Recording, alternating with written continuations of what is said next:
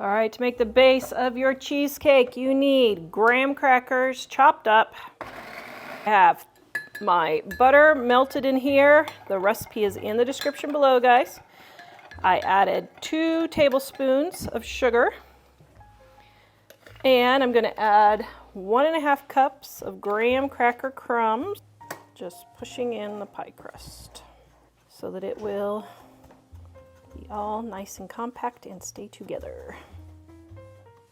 Now we're going to bake this for 10 minutes in a 350-degree oven.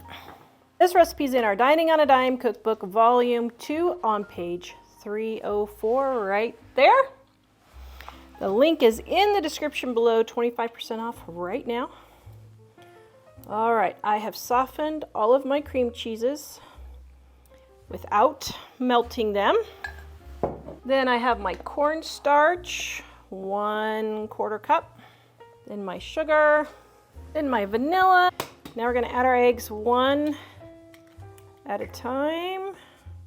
Just a second, I think I got yep, I had a shell, so I just wanna make sure I didn't get the shell in there.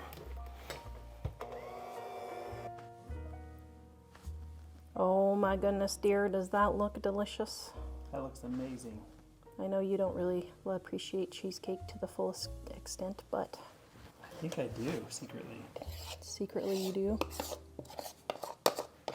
Put this in the oven to bake for 1 hour until firm.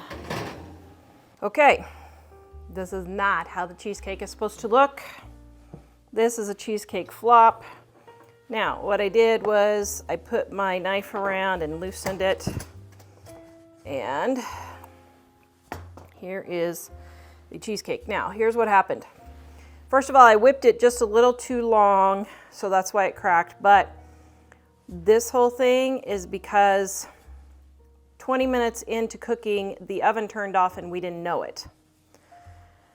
So I turned the oven back on and it caused it to rise, and then it fell.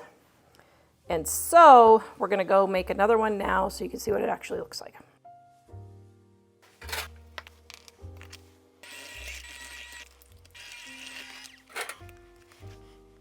Let's check.